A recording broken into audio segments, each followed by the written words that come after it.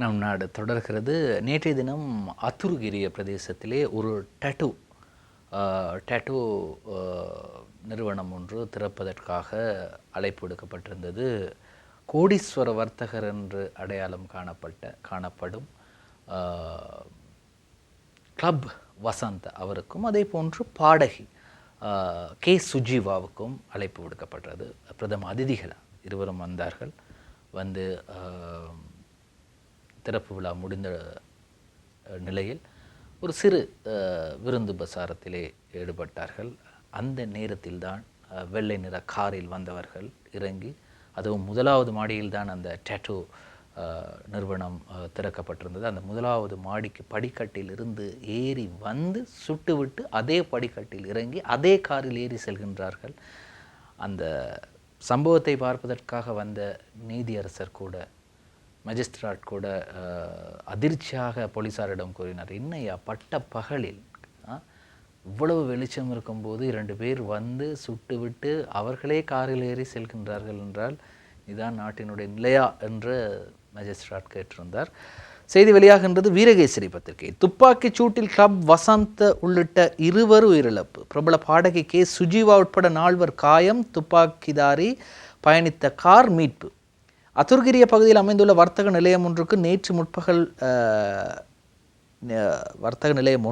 நேற்று முற்பகல் மேற்கொள்ளப்பட்ட துப்பாக்கிச் சூட்டில் கிளப் வசந்த் என்று அழைக்கப்படும் சுரேந்திர வசந்த் பெரேரா உள்ளிட்ட 2 கொல்லப்பட்டுள்ளதுடன் பிரபல பாடகி கே சுஜீவா உள்ளிட்ட 4 காயமடைந்துள்ளனர். இதனிடையே துப்பாக்கிச் சூட்டை மேற்கொண்ட சந்தேக நபர்கள் பயணித்ததாக கூறப்படும் கார் நவகமுவ ஹொரத்தொட்ட பகுதியில் கைவிடப்பட்ட நிலையில் மீட்கப்பட்டதாகவும் தெரிவிக்கப்படுகிறது. அதே நேரத்தில் இந்த சம்பவம் தொடர்பாக வீரகேசரி பத்திரிகையின் 10ஆம் பக்கத்திலே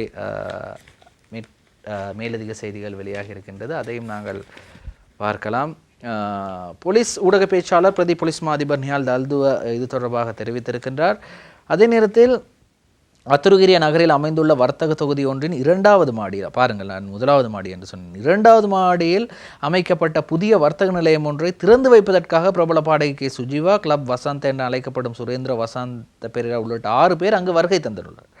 இதன்போது வெள்ளை நிற கார் ஒன்றில் வருகை தந்த அடையாளம் தெரியாத குழு இந்த தாக்குதலை மேற்கொண்டிருக்கின்றது. சம்பவத்தின் போது உயிரிழந்தவர்கள் 2 55 மற்றும் 38 வயது உடையவர்கள் எனவும் அவர்கள் கொழும்பு 7 மற்றும் அத்துருகிரிய பிரதேசங்களை சேர்ந்தவர்கள் எனவும் போலீஸ் ஊடக பிரிவு தெரிவித்துள்ளது. துப்பாக்கிச் சூட்டுக்கு இலக்காக காயமடைந்த பிரபல பாடகி கே சுஜீவா உள்ளிட்ட 2 கொழும்பு தேசிய வைத்தியசாலைக்கு மாற்றப்பட்டுள்ளனர் என்றும் கூறப்படுகின்றது.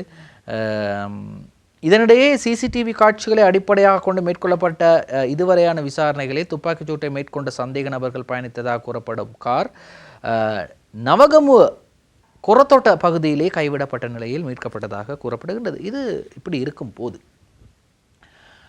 அவர்களது துப்பாக்கியால் சுடப்பட்ட வெற்று தோட்டாக்களில் 3 எழுத்து கொண்ட ஒரு 3 எழுத்துக்களால் ஆங்கில எழுத்துக்கள் பொறிக்கப்பட்டிருக்கிறது. KPI என்று பொறிக்கப்பட்டிருக்கின்றது. சில நேரங்களில் இது கஞ்சி பானை இம்ரான் KPI இவர்களுடைய வேலையாக இருக்குமோ என்று சந்தேகம் ஏற்பட்டிருக்கின்றதாம். அதே நேரத்தில் துபாயில் நடந்த ஒரு நிகழ்வு ஒன்றின் போது மாகந்துர மதுஷும் அதே போன்று கஞ்சிபானை இம்ரானும் அங்கேதான் இருக்கின்றார்கள் என்று போலீஸுக்கு தகவல் கொடுத்தது இந்த கிளப் வசந்த் என்றும் கூறப்படுகின்றது. அதனால் பழி வாங்குவதற்கு இது நடந்திருக்கலாம் என்றும், ஏற்கனவே கஞ்சிபானை இம்ரானுக்கும் இந்த கிளப் வசந்தவுக்கும் இடையிலே அடிக்கடி மோதல்கள் இடம்பெறுவதாகவும், எனவே வெளிநாட்டிலிருந்து இந்த மோதல் இந்த கொலை சம்பவத்துக்கான கான்ட்ராக்ட் கிடைத்திருப்பதாகவும் கூறப்படுகின்றது. இப்படி இருக்கும்போது இன்றைய சிங்கள பத்திரிகை பத்திரிகை அந்த புகைப்படத்தை வெளியாக இருக்கின்றது. அதாவது கிட்டத்தட்ட ஒரு நிமிடம் 2 நிமிடத்திற்கு முதல் அந்த புகைப்படத்தை பார்க்கலாம். இதுதான் அவர்கள் அந்த துப்பாக்கிச் சூட்டு சம்பவம் நடைபெறுவதற்கு கிட்டத்தட்ட ஒரு 2 அல்லது 3 நிமிடத்திற்கு முதல் எடுக்கப்பட்ட புகைப்படம். கே சுஜீவா கருப்பு நிற ஆடை அணிந்து அமர்ந்திருக்கின்றார். அதே போன்று நாங்கள் காணக்கூடியதாக இருக்கின்றது கிளப் வசந்தவும் அவரது மனைவியும் இருக்கின்றார். எனவே இவர்கள் அந்த திறப்பு விழா முடிந்து தேநீர் உபசாரத்திலே அவர்கள் பங்கு கொண்டிருக்கின்றார்கள். அந்த நேரத்தில்தான் துப்பாக்கிதாரி இருவரும் உள்ளே வந்திருக்கின்றார்கள். வந்து சரமாரியாக துப்பாக்கி சூட்டை நடத்தியிருக்கின்றார்கள். இப்பொழுது கே சுஜீவா சிகிச்சை பெற்று வருகிறார். சரி, இப்படி இருக்கும்போது இதை யார் செய்தது என்பது தொடர்பாக விசாரணைகள் நடைபெற்று வருகின்றது. ஆனால் அந்த காரின் நம்பரும் போலி நம்பர் பிளேட்டாகவும் அல்லது இலக்கத்தகடாகவும் இருப்பதாகவும் கூறப்படுகின்றது. இன்னும் ஒரு பத்திரிகையான மௌபிம பத்திரிகையிலே இதே செய்தி எவ்வாறு வந்திருக்கின்றது என்று நாங்கள் பார்க்கலாம். அதாவது மௌபிம பத்திரிகையிலே இவர் தொடர்பாக ஒரு செய்தி வந்திருக்கின்றது. அத்துர்கிரியேதி துவக்கு கருவான்ட்ட பிலிவு கௌதமே கிளப் வசந்த், அதாவது யார் இந்த கிளப் வசந்த் என்று அவர் தொடர்பான செய்தி வந்திருக்கின்றது. சன் ஹீல் ஹோட்டல் குடும்பத்தின் தலைவராக இவர் கருதப்படுகின்றார். சன் ஹீல் என்று இலங்கையிலே எல்லா இடத்திலும் இந்த ஹோட்டல் இருக்கின்றது. நூரெலிய, பாசிக்குடா மற்றும் களுத்துறை, அதே போன்று பென்தோட்ட போன்ற பகுதியில் இருக்கக்கூடிய அந்த வலையமைப்பின் தலைவராக இருக்கின்றார். அதே போன்று கொழும்பில் இருக்கக்கூடிய இரவு விடுதிகள் பலவற்றின் உரிமையாளராகவும் இந்த கிளப் வசந்த் இருக்கின்றார். அதே நேரத்தில் அவர் குறிப்பிட்டிருக்கின்றார் 17 வயதில் 20 அறைகளுடன் தான் அவர் இந்த சன்ஹீல் ஹோட்டலை ஆரம்பித்தாராம். ஆனால் இன்று நாடு முழுவதும் அந்த ஹோட்டல் இருப்பதாகவும் ஒரு பேட்டியின் போது அவர் குறிப்பிட்டிருப்பதையும் காணக்கூடியதாக இருக்கின்றது. சரி, இப்போது இவர்கள் அந்த இடத்திற்கு வந்தார்கள். அந்த டாட்டூ நிறுவன திறப்பு விழாவுக்கு வந்தார்கள்.